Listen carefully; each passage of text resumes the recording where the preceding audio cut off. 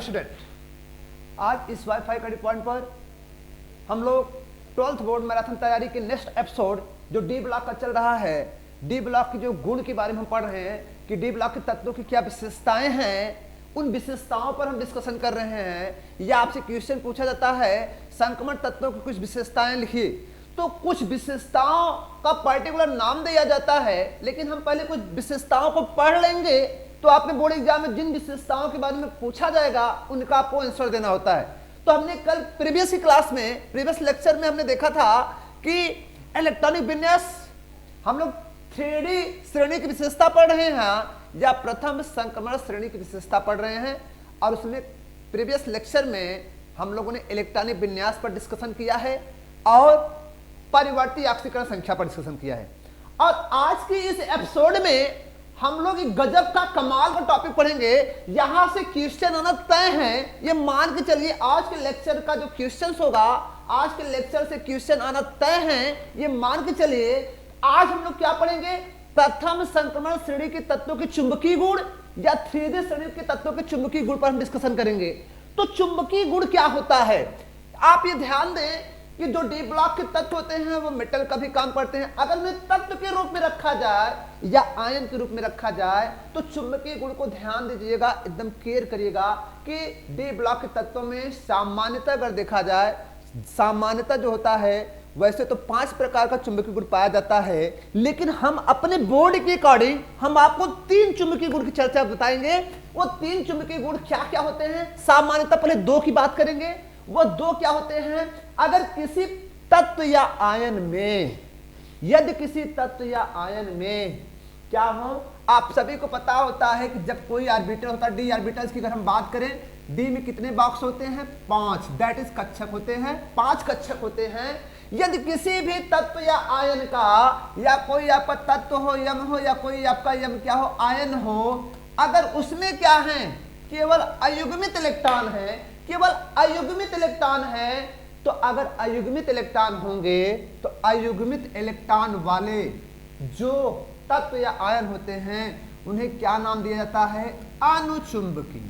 क्या नाम दिया जाता है? अनुचुंबकीय। तो अनुचुंबकीय कौन होंगे?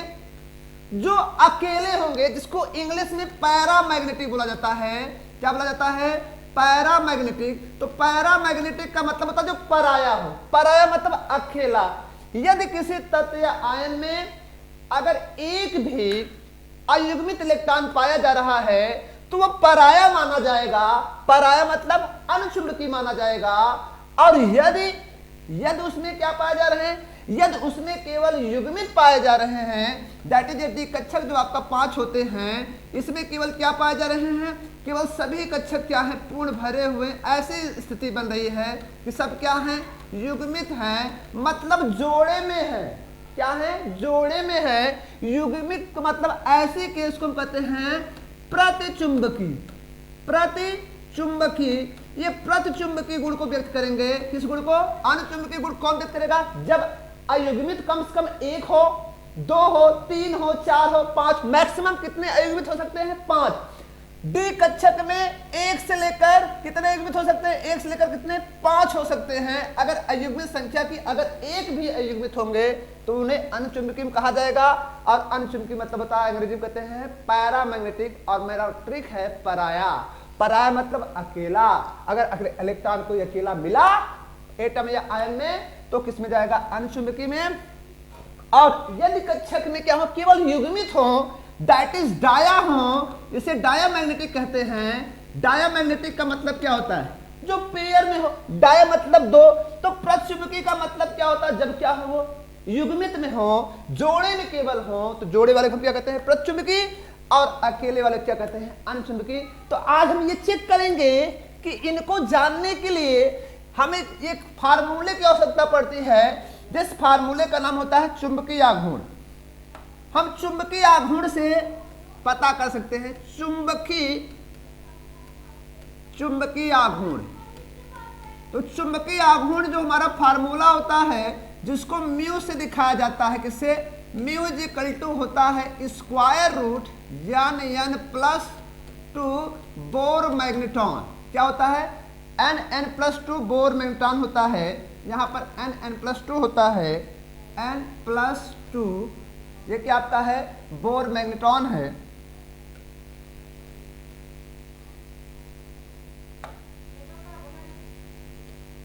N+2 बोर मैग्नेट्रॉन होता है, जहां N क्या होता है, N मतलब अयुग्मित इलेक्ट्रॉनों की संख्या। क्या होती है, अयुग्मित इलेक्ट्रॉनों की संख्या। ये अयुग्मित इलेक्ट्रॉनों की संख्या को व्यक्त करता है। और आपका जो Bm है, ये बोहर साहब का अपना खुद की यूनिट है, जिसे कहते हैं बोहर मैग्नेट्रॉन। क्या कहते हैं, बोहर मैग्नेट्रॉन, मैग्नेट्रॉन, इसे बोहर मैग्नेट्रॉन नाम दिया जाता है। तो भैया मैं आपसे ये आप सबसे नॉर्मली समझ लें कि जिसका म्यू होगा, जिसमें केवल अयुग्मित इलेक्ट्रॉन नहीं होंगे, तो n 0 हो जाएगा, और जिसका n 0 होगा ये पूरी वाली 0 हो जाएगी। जिसका म्यू 0 दैट इज चुंबकीय आघूर्ण 0, वह किस में जाएगा, उसमें सब पेयर्ड होंगे, अनपेयर्ड होंगे नहीं, दैट इज उसमें सब युग्मित होंगे, अयुग्मित होंगे ही नहीं। तो जिसका म्यू 0 वह किस में जाएगा, प्रतिचुंबकीय गुण में जाएगा। किस में जाएगा, प्रतिचुंबकीय गुण में जाएगा। और जिसका म्यू क्या होगा, म्यू 0 से बड़ा होगा, वह किस में जाएगा, अनुचुंबकीय में जाएगा। किस में जाएगा, अनुचुंबकीय में जाएगा। तो ये आपका क्या एक नॉर्मली फार्मूला है कि जिस तत्व या आयन में युग्मित इलेक्ट्रॉन होंगे, केवल जोड़े में होंगे, तो डायामैग्नेटिक या प्रतिचुंबकीय होंगे, और जिनमें केवल एक या एक से अधिक अयुग्मित इलेक्ट्रॉन होंगे, वो क्या होंगे, अनुचुंबकीय में पढ़े जाते हैं, जिन्हें हम पैरामिड कहते हैं। मतलब अकेला वाला पराया होगा और जोड़ा वाला डायामैग्नेटिक होगा, ऐसा होता है। अब हम लोग ये डिस्कशन करें कैसे हम जान पाए किसी आयन में कितने अयुग्मित इलेक्ट्रॉन है कि युग्मित इलेक्ट्रॉन है, इसको हम लोग डिस्कशन करेंगे। तो हम देखते हैं युग्मित और अयुग्मित के लिए।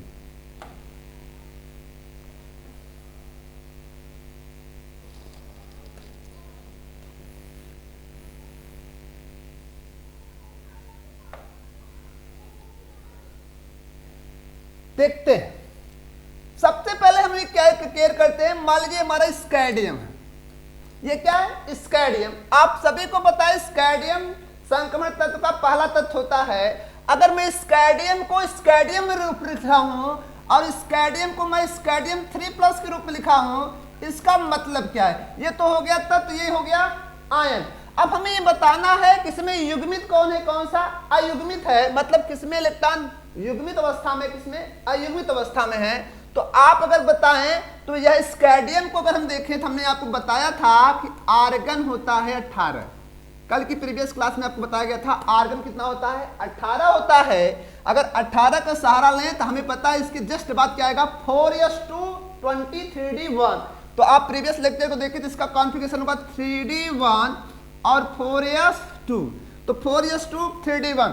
अब यहां पर हमारे प्रश्न में अगर देखा जाए तो बताओ इसमें डी की क्या दशा है, डी में 5 कक्षक होते हैं, 5 कक्षक में 1 इलेक्ट्रॉन है, यानी =1 मिला। इसका मतलब क्या है, पराया है। इसका मतलब क्या होगा, अनुचुंबकीय होगा। क्या होगा, अनुचुंबकीय होगा। लेकिन प्रश्न ये बना कि यह 3+ का मतलब क्या होता है। तो 3+ का मतलब आप समझ लीजिएगा कि जितने प्लस आयन बनते हैं उतने इलेक्ट्रॉन निकलते हैं, दैट इज उतने इलेक्ट्रॉन तत्व द्वारा त्यागा जाता है, बाहर निकाला जाता है। तो आपके दिमाग में ये चीज बनेगा कि इलेक्ट्रॉन निकलेगा कहां से। तो आप ये जानते हैं कि सबसे पहले आप कहीं पर प्रवेश कर रहे हैं या कहीं से आप जा रहे हैं तो बाहर से ही प्रवेश होता है, बाहर से ही निकलना होता है, सब कुछ बाहर से होता है। तो अगर मैं इसके सिस्टम को देखें तो इसके बाहरी कोश का नाम क्या है, 4। तो आप सभी जानते हैं न्यूक्लियस होता है, न्यूक्लियस का पहला कोश होता है, दूसरा कोश होता है, तीसरा कोश होता है और चौथा कोश होता है। बताओ 4s आपका चौथे कोश में है और 3d तीसरे में है। बताओ ये पहला, ये दूसरा, ये तीसरा, ये चौथा है। तो बताओ 4s बाहर है कि नहीं, बाहर है। इसमें कितने इलेक्ट्रॉन्स होते हैं, 2, और डी में कितने हैं, 1। तो बताइए इलेक्ट्रॉन पहले कहां से निकलेगा, 3+ का मतलब 3 इलेक्ट्रॉन बाहर जाएंगे। और आप हमेशा केयर करिएगा कि बाहरी कोश से इलेक्ट्रॉन बाहर जाते हैं। बताओ कहां से जाएंगे, 2 इलेक्ट्रॉन तो इससे बाहर चले गए। जब 2 इलेक्ट्रॉन इससे बाहर गए, अभी 1 इलेक्ट्रॉन और बाहर करना है तो वो अंदर आएगा। तो हमें पता अंदर 3s भी होता है, 3p भी होता है, 3d होता है, लेकिन हमें पता है कि 3s 3p 3d में d बड़ा होता है। क्या होता है? बड़ा होता है। तो बताओ पहले कोई लेन देन होता है तो बड़े से ही होता है ना, मुखिया से ही होता है। तो बताओ इसमें मुखिया कौन है? डी। तो यहाँ पर मुखिया तो अकेला ही था। तो बताओ यहाँ से कितने इलेक्ट्रॉन निकलेंगे? एक यहाँ से भी निकल गए। तो बताओ डी 4s में से भी 2 इलेक्ट्रॉन निकल गए, डी में से भी 1 इलेक्ट्रॉन निकल गया, इसमें से 2, इसमें से बचा क्या? ये हो गया 3d 0, ये हो गया 4s 0। तो बताओ डी में कोई इलेक्ट्रॉन है? डी तो पूरा खाली हो गया। जब डी पूरा खाली हो गया हमें पता है इसमें क्या हो रहा है, इसमें हमें क्या मिल रहा है? यन हमें 0 मिला कि नहीं? यन है कहीं? नहीं है। जब यन नहीं है, इस डी बॉक्स में यन नहीं है, न तो यस बॉक्स में है, तो ये किस में जाएगा? ये जाएगा प्रतिचुंबकी में। किस में जाएगा? ये किस में जाएगा? ये आपका जाएगा ये किस में जाएगा? प्रतिचुंबकी में जाएगा। ये आपका प्रतिचुंबकी में गया। किस में गया? प्रतिचुंबकी में गया। लेकिन ये किस में है? अनुचुंबकी में है। ऐसे हमारे पास और सारे एग्जाम्पल हैं, देखते हैं।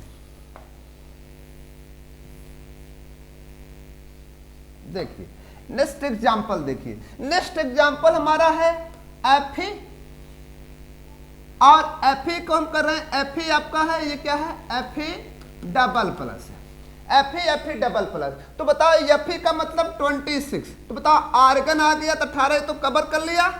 फिर बताओ इसका लास्ट कॉन्फ़िगरेशन डायरेक्ट लिखो, क्या होगा बताओ? 4s2 होता है 20, 3d6 होता है कि नहीं? होता है। तो बताओ ये तो 4s पेड है डी में। चलो देखते हैं डी में कितने बॉक्स? 5 बॉक्स, दैट इज कक्षक हैं। इलेक्ट्रॉन भरो 1 2 3 4 5 और 6। तो बताओ यन कितने मिले? 4। यन 4 मतलब अयुग्मित इलेक्ट्रॉन। अयुग्मित इलेक्ट्रॉन हमें कितने मिले? हमें अयुग्मित इलेक्ट्रॉन कितने मिले? 4 मिले। इसका मतलब क्या है? अनुचुंबकीय है। क्या है? अनुचुंबकीय है। ये आपका अनुचुंबकीय में आएगा। दूसरा प्रश्न होता है, ये आपका जो Fe डबल प्लस है, अगर Fe डबल प्लस को देखा जाए तो इसमें भी क्या होगा? इसमें भी क्या होगा? अगर देखा जाए तो बताओ 2 प्लस है, तो 2 प्लस मतलब इलेक्ट्रॉन कहां से निकलेंगे? 4s से निकलेंगे। तो बताओ 3d6 होगा, 2 इलेक्ट्रॉन यस का निकल गया, 4s 0 होगा। तो बताओ इसमें भी क्या होगा? वही चीज होगी। 1 2 3 4 5, ये 1 होगा, 2 होगा, 3 होगा, 4 होगा, 5 होगा और 6 होगा। इसमें भी ये इक्वल टू क्या है? 4 है। ये भी किस में जाएगा? अनुचुंबकी में जाएगा। किस में जाएगा? अनुचुंबकी में जाएगा। अभी मैं आपको प्रश्न बताता हूं, एक प्रश्न बताता हूं कि आयरन के लिए और विशेष कैरेक्टर्स होते हैं, और विशेष कैरेक्टर होते हैं। चलिए हम नाउ नेक्स्ट चलते हैं, कॉपर और कॉपर प्लस और कॉपर डबल प्लस की तरफ चलते हैं। आपको बताना है इसमें कौन सा इसका चुंबकीय गुण बताना है। आपको बताना है कॉपर प्लस और कॉपर डबल प्लस में कौन सा अनुचुंबकीय है, कौन सा प्रतिचुंबकीय है। तो आपने कल की क्लास में पढ़ा था कि जो कॉपर होता है उसका सामान्यतः कॉन्फ़िगरेशन क्या होता है? आपको याद होना चाहिए 3d10 होता है प्रीवियस लेक्चर में, और 4s1 होता है। एक्सेप्शन कैसा है? खुंड के अकॉर्डिंग यही बनता है। तो बताओ कॉपर प्लस का मतलब इलेक्ट्रॉन कहां से पहला निकलेगा? पहला इलेक्ट्रॉन कहां निकलेगा? s से निकलेगा। तो बताओ इसमें बचेगा क्या? 3d10 बचेगा। 4s इलेक्ट्रॉन गायब हो गया, 3d10। तो बताओ 3d10 मतलब सभी इलेक्ट्रॉन पांचों कक्षक क्या होंगे? पांचों कक्षक 1 2 3 4 5 सब किसमें है? सब किसमें है बताओ? सभी कक्षक पेयर्ड में है, युग्मित है। और जब युग्मित है तो यन कितना होगा? 0 होगा। और आप जानते हैं युग्मित वाले डाया होते हैं। डाया मतलब ये प्रतिचुंबकी में गया। ये किस में गया? ये प्रतिचुंबकी में गया। तो बताओ ये आपका जो कॉपर प्लस होता है इसको हम क्या कहते हैं? क्यूप्रस आयन कहते हैं। क्या कहते हैं इसको? हम लोग क्या कहते हैं? Cuprous ion. ये आपका जो क्यूप्रस आयन है उसमें कौन सा गुण है? चुंबकीय गुण प्रतिचुंबकीय है। लेकिन कॉपर डबल प्लस में आते हैं। तो कॉपर डबल प्लस में जिसको हम क्या कहते हैं? Cupric ion. बताओ इसको क्या कहते हैं हम लोग? इसको कहते हैं क्यूप्रिक आयन। तो बताओ जब क्यूप्रिक आयन में हम लोग चलेंगे तो बताओ क्यूप्रिक आयन केस में 2 इलेक्ट्रॉन निकलेंगे। तो बताओ एक यस से निकलेगा, एक कहां से निकलेगा? डी से निकलेगा। तो ये हमारा जो कॉन्फ़िगरेशन होगा एक डी से कम हो जाएगा, ये हो जाएगा 3d9 हो जाएगा। और हमें पता है 3d9 का मतलब आप खुद समझ सकते हैं कि 3d9 मतलब 5 बॉक्स में 5 दूनी 10 इलेक्ट्रॉन होते हैं। इसका मतलब 4 तो पेयर होंगे, 4 तो पेयर होंगे। बोलो होंगे कि नहीं? 4 तो पेयर होंगे और एक क्या होगा, अनपेयर होगा, अयुग्मित होगा। तो n बराबर कितना मिला, 1 मिला। एक का मतलब पराया और पराया मतलब अनुचुंबकी। क्या होता है, अनुचुंबकी। ये आपका अनुचुंबकी है, तो ये आपका अनुचुंबकी हुआ। तो ये आपका देख पा रहे हैं, ये आपका क्या है, अनुचुंबकी है।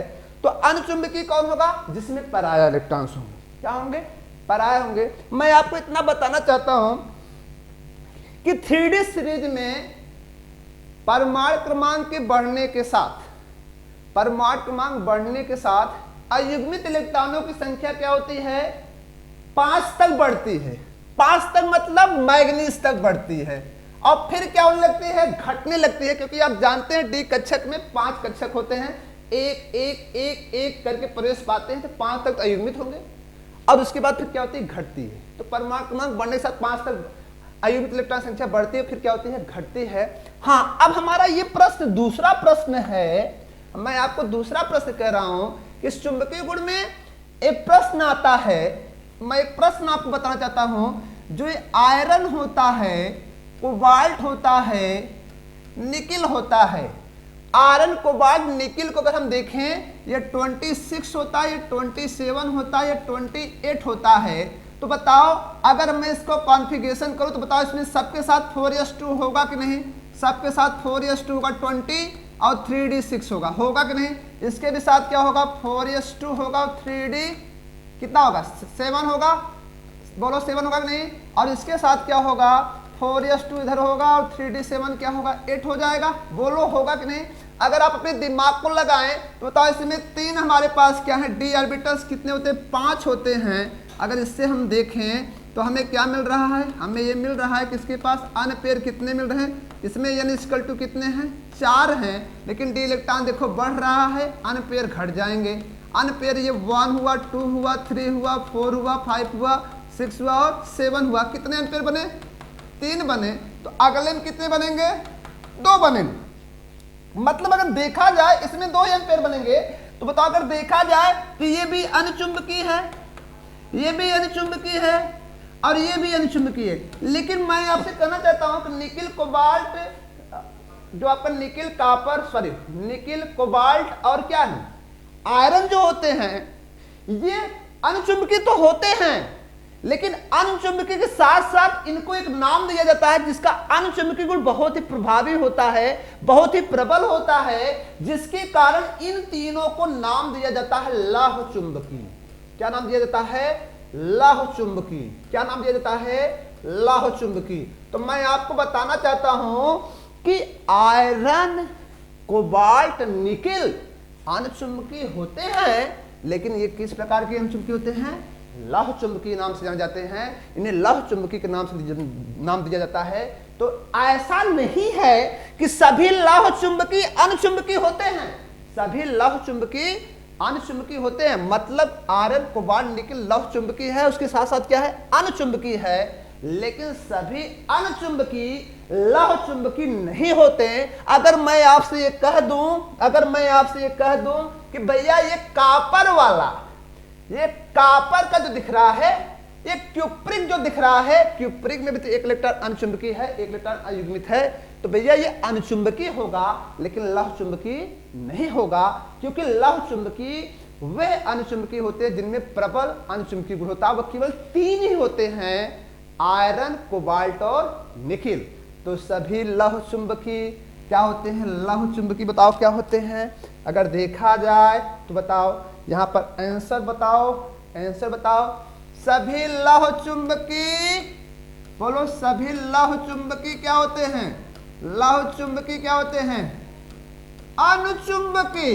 क्या होते हैं, अनुचुंबकीय।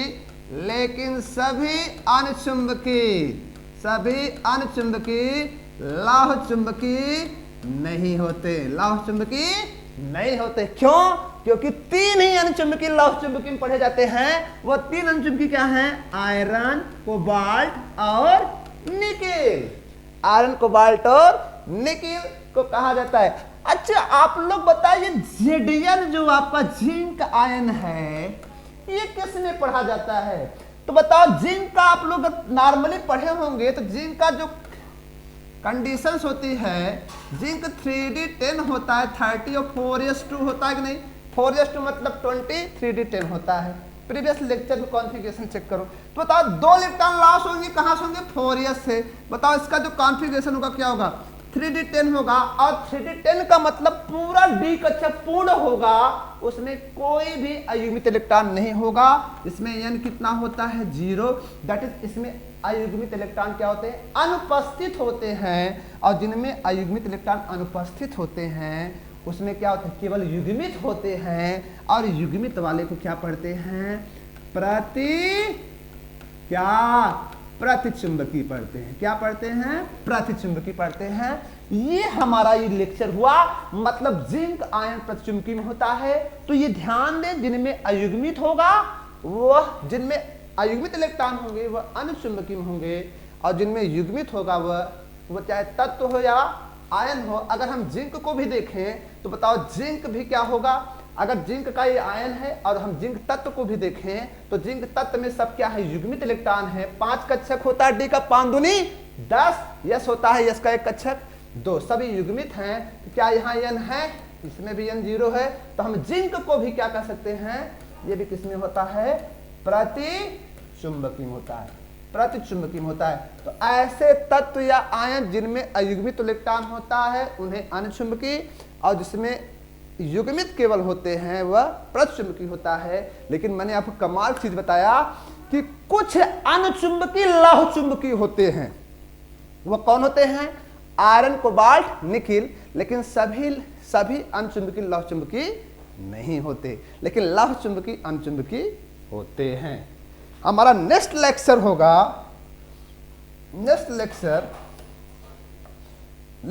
हम पढ़ेंगे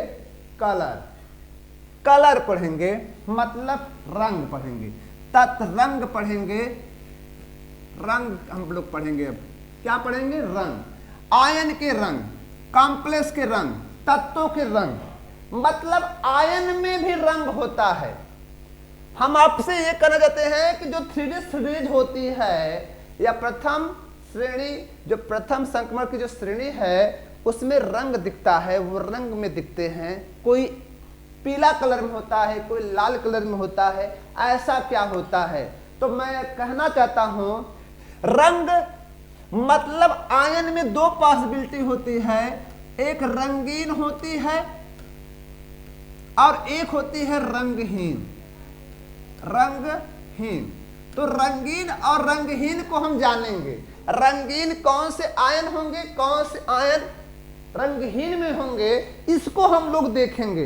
तो मैं आपको सामान्यतः ये बताना चाहता हूं कि किसी भी आयन में डी सीरीज में आयन में उसी में रंग पाया जाएगा जिसमें डी संक्रमण होगा। क्या होगा, डी संक्रमण होगा। जिसमें डी संक्रमण होगा, संक्रमण पाया जाएगा, जिसमें डी संक्रमण पाया जाता है, जिनमें डी संक्रमण पाया जाता है वो क्या होंगे, रंगीन होंगे। और जिनमें नहीं पाया जाएगा वो रंगहीन होंगे। जिनमें पाया जाएगा वो रंगीन होंगे, और जिनमें नहीं पाया जाएगा उन्हें क्या कहते हैं, रंगहीन कहते हैं। ये डी संक्रमण क्या होता है, तो मैं आपको सामान्यतः बताना चाहता हूं। जो डी संक्रमण होता है वह केवल कौन कौन करता है, D1 से लेकर D9 इलेक्ट्रॉन।